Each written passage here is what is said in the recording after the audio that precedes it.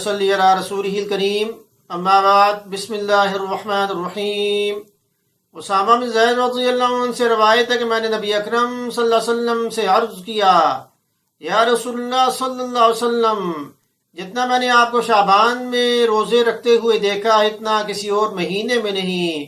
نبی اکرم صلی اللہ علیہ وسلم نے فرمایا کہ رجب اور رمضان کے درمیان شعبان ایسا مہینہ ہے جس میں لوگ غفلت میں ہوتے ہیں، حالانکہ اس میں آدمی کے اعمال اللہ کے سامنے پیش کیے جاتے ہیں، اور میں چاہتا ہوں کہ میرا عمل اس وقت پیش ہو جب میں روزے سے ہوں۔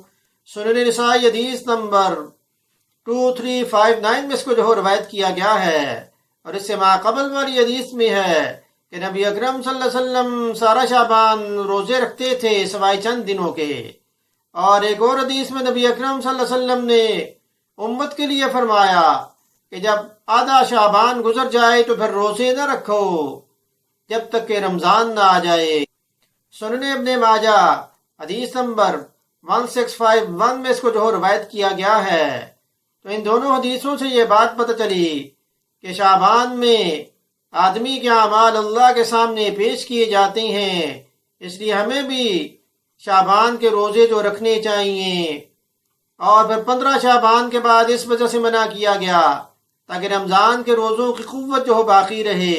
نبی اکرم صلی اللہ علیہ وسلم میں تو قوت موجود تھی، آپ تو پیر اور جمعرات کا روزہ بھی رکھتے تھے، اس نے ہر مہینے 13ویں 14ویں اور 15ویں کا روزہ بھی رکھتے تھے۔ تو ہمیں بھی یہ روزے رکھنے چاہیے۔ اللہ پاک عمل کی توفیق عطا فرمائے۔ وما علینا الا البلاغ المبین۔